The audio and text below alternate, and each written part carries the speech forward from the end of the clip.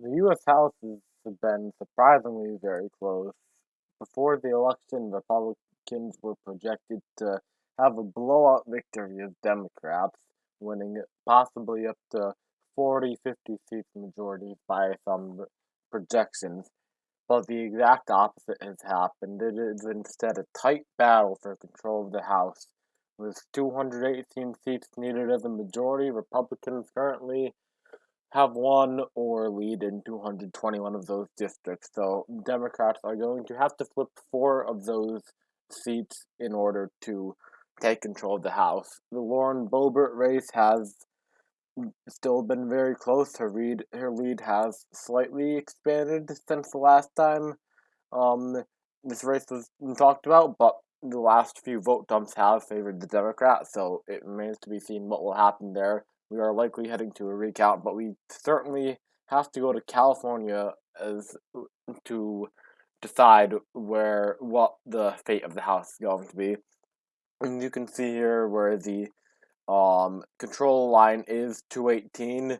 There are two California races that currently are led by Republicans. Democrats are the closest to flipping then to get them to their majority. So, looking at District 13, Duarte versus Gray, Republican in the lead by just 267 votes. A very thin margin, and only 44% of the vote is in. If we go county by county, we see that they're about split.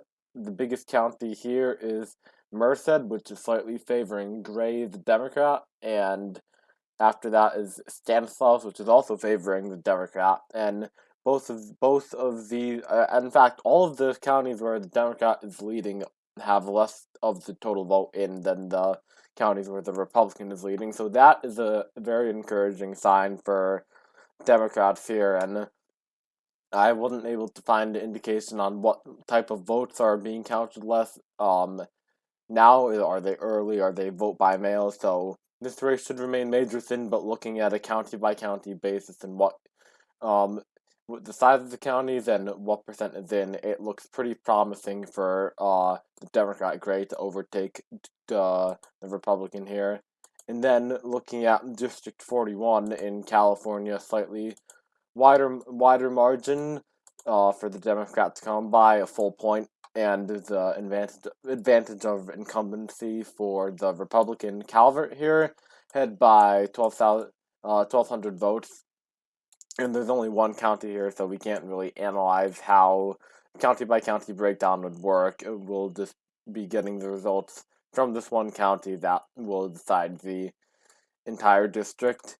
And then looking more optimistically for Democrats, because if Democrats win both of those seats in California and the Lauren Boebert seat, they would still need one more in order to get to 218. So if we go up a little here, there are four California seats that have yet to be decided. The closest margin right now is California 22, which is near Kevin McCarthy's area.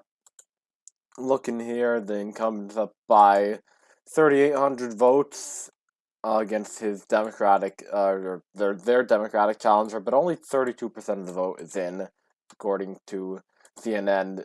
New York Times thinks that 43% of the vote in, so a little discrepancy there between the two. But looking at the county by county level, um, Democrat leads the biggest county so far, and that only is 22% of the vote in. Hasn't been updated in a while, and this county with the Republican advantage is far more, and so is the other one. So it's certainly possible for Salas to overtake Valadao here, but it might be a little bit of an uphill battle. So if Democrats can take those three seats and win the Lauren Boebert race, they can take a majority in the House.